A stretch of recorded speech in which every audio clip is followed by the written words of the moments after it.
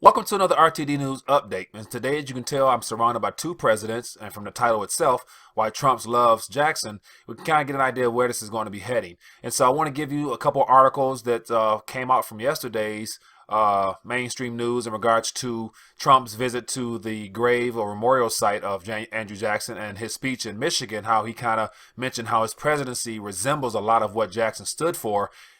Today, I will be visiting the home of Andrew Jackson on the 250th anniversary of his birth. And they say my election was most similar to his. 1828, it's a long time ago. Usually they go back like to this one or that one, 12 years ago, 16. I mean, 1828, that's a long way. That's a long time ago.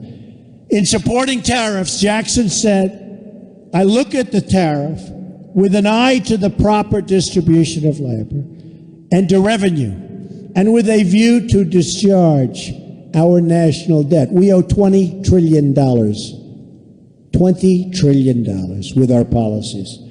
America cannot be a wealthy country if special interests game the system to profit from the exodus of our companies and from the exodus of our jobs. Our great presidents from Washington to Jefferson to Jackson to Lincoln all understood that a great nation must protect its manufacturing, must protect itself from the outside. And then I want to give you the on the top surface of what's reported in the mainstream news with those comparisons there, as well as his obsession with the picture or whatnot in the White House of Andrew Jackson and all those comparisons there. But then also towards the end of this, or the very end of this rather, I want to share with you my personal opinion on why the comparisons and his obsession with Jackson is really of importance for us, we the people rather. So before I get any further, I want to kind of give you an idea of what Andrew Jackson was known for. Other than what we were taught in history books. And the biggest and most important thing, I believe, in his legacy was the fact that he was a central bank slayer. And so he was responsible for the veto as well as the complete annihilation of the central banking model during his era. And so if you do a little history, do a little research yourself, you'll find out how he was very impactful in ending the first and second central bank that we had here in this country. And there was a long gap in between before the third central bank was announced, which is what we're currently under now. And so let's get into today's articles so we can kind of, get an idea of what the mainstream media has to say about it. And then at the very end, I'll share with you my thoughts and how, as a monetary educator, how this all ties together. So here I have about 5 articles I want to share with you. The first article here is from the New York Times, and it's Jackson and Trump, How Two Populist Presidents Compare. The next article is from the Slate, and it says Donald Trump sees himself in Andrew Jackson. The next article is from the Washington Post. It says Trump cites Andrew Jackson as his hero and a reflection of himself. Next article is from CNN. And it says Obama tried to take Andrew Jackson off the $20 bill, and Trump is visiting his grave. Interesting. And the last one here is from Newsweek, and it's Why Does Trump Love Jackson? The 7th president was a slaveholder who persecuted Native Americans. So as you can tell right there, we have various viewpoints and ways to spin this off to kind of give you an idea of Trump and his Andrew Jackson obsession. So let's dive into the very first article. As always, I'm going to leave the links below for you to take more time and to look into it further if you're interested. As well, share your thoughts on this presentation here. I'd love to hear your thoughts on the news here, and as well as your thoughts on my opinion in regards to the real meaning of this Jackson-Andrew obsession. So let's dive into the very first article. So here we have the New York Times. It says Jackson and Trump, How Two Populist Presidents Compare. Just to thumb through it briefly and give you an idea of what's going on here. It says President Trump on Wednesday visited the Hermitage, Andrew Jackson's estate near Nashville. Mr. Trump's advisor was likening him to Jackson, the first populist to win the White House. The president has hung Old Hickory's portrait in the Oval Office and called him an amazing figure in American history. Amazing figure. So how are the nation's 7th and 45th presidents alike? So here you have Donald Trump with a picture of Andrew Jackson over his shoulder. Let's get into a little bit. It says physical stature. Mr. Trump, who relishes junk food like Doritos and disdains physical exercise, stands at 6'3", weighs 236 pounds. And then it goes down to say Jackson, let me see, 6'1", was a lot thinner. Military service. At age 13, Mr. Trump was packed off by his frustrated parents to New York Military Academy. Never served in armed forces. Received 5 deferments. And says he rose, talking to Andrew Jackson, was a part of the American Revolution, was captured by British. Over the years, he rose to a major general, won the Battle of New Orleans during the War of 1812. Then it shows a picture here of them side by side, kind of funny. And then it says political experience. It says that Trump is the first American president with having served in any political office or as a general. So he's the first American elected president who hasn't served. He won electoral college vote over Hillary Clinton. It says Jackson was the first American elected president who was not part of the Eastern elite, although he has served in the House and the Senate. It says philosophy. Mr. Trump, a wealthy real estate developer known for his bombastic, styled himself as a man of the people. And then it says Jackson, a wealthy slave-holding plantation owner known for his bombast, styled himself as a man of the people. He battled the Bank of the United States and signed a law that forced the Cherokee Nation out of his land and was called the Trail of Tears. Mr. Trump relishes fights and made his name in part of a reality television show. Says Jackson relished fights and made a name for himself as a frequent dueler. So just give an idea of it's going through just some of the the really unimportant things of comparing the two. One was a slave owner and the other hotel owner, entrepreneur type of thing. But real things, in my opinion, is very unimportant overall. Let's go to the next article. Next one's from the Slate. It says Donald Trump sees himself in Andrew Jackson. So let's read what it says here. It says on Wednesday, President Trump paid a visit. It says Trump, who hung a portrait on the Oval Office.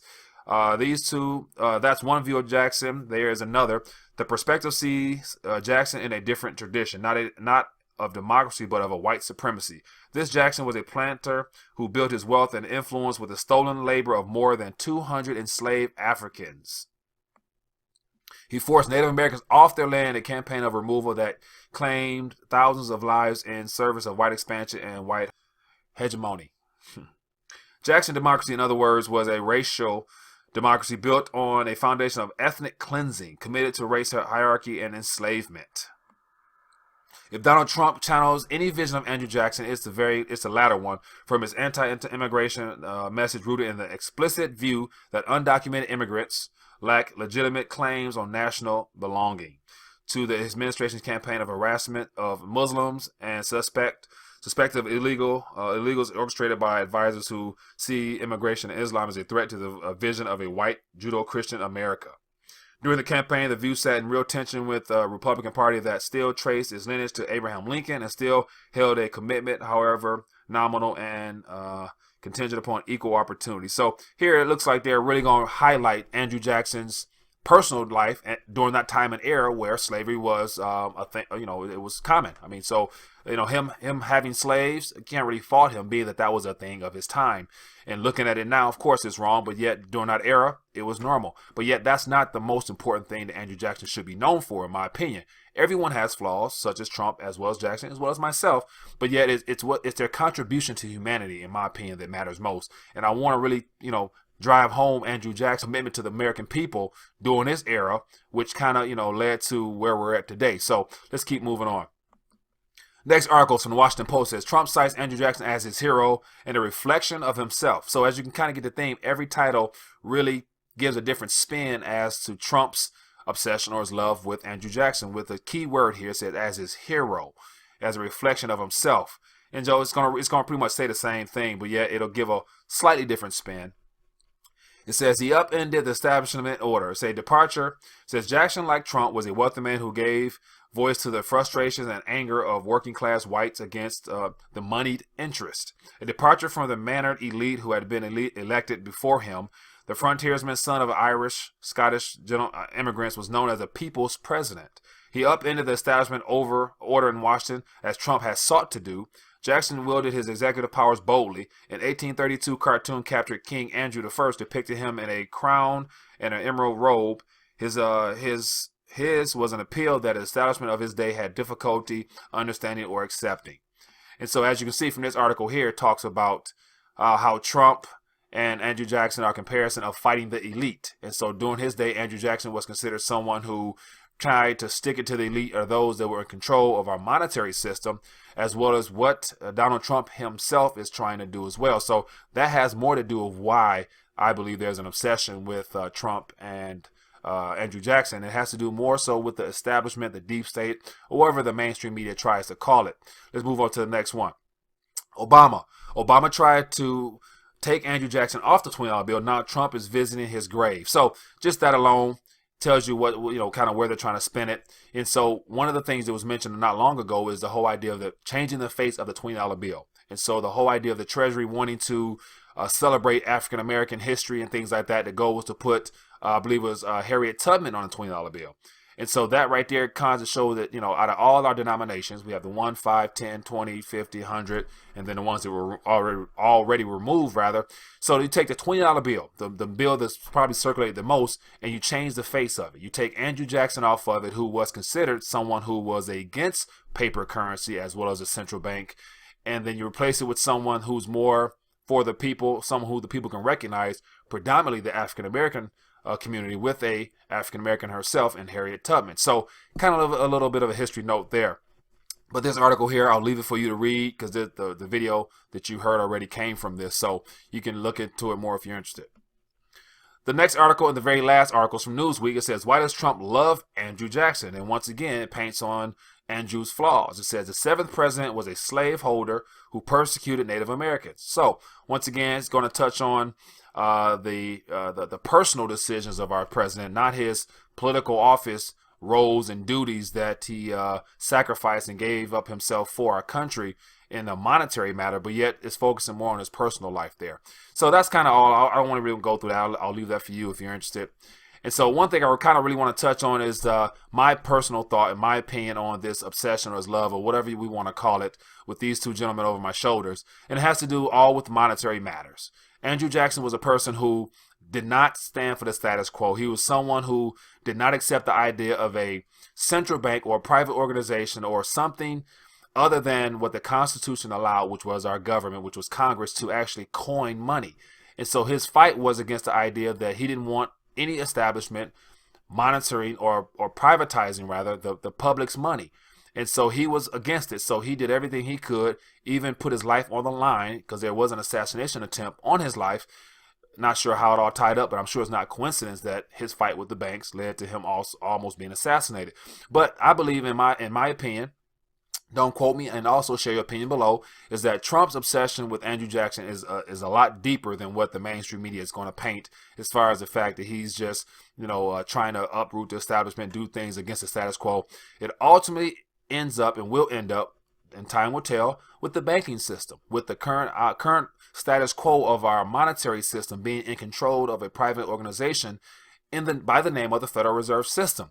And so I believe this is some type of underlying theme or something that's going to eventually surface, where Trump himself kind of tries to unravel the Federal Reserve System, which has played into the whole monetization of debt, which is why we're national debt, 20 trillion, and unfunded liabilities well over $100 trillion with our entitlement program. So these are just my thoughts on this Trump obsession or love or whatever you want to call it, and the true underlying meaning of why, Mr. Trump, he paints and tries to portray, in my opinion, the people's president, similar to Andrew Jackson, because on the monetary side, he might have some things in mind that we are not fully aware of, but just the fact that he's being challenged by so many people in the quote-unquote establishment or the deep state or whatever mainstream media wants to call them, those that make the true decisions, who have infiltrated our political system already for the last, well over 100 plus years. He's challenging that school of thought, and so there's backlash right now. So this whole Trump hate and this whole Trump spill all plays into it. But these are just my thoughts and opinions. I would love to hear yours. As always, leave me a comment below. Let me know your thoughts. If you're new to RTD, click the subscribe button for more RTD news updates, as well as videos and things like that. And also, share this with your family and friends so they can begin asking themselves important questions, such as, why is Trump obsessed with Andrew Jackson? And who was and who is Andrew Jackson? And then it encouraged them to do a little history lesson, a little studying for themselves. So just my thoughts, thought I would share with you. Enjoy your day.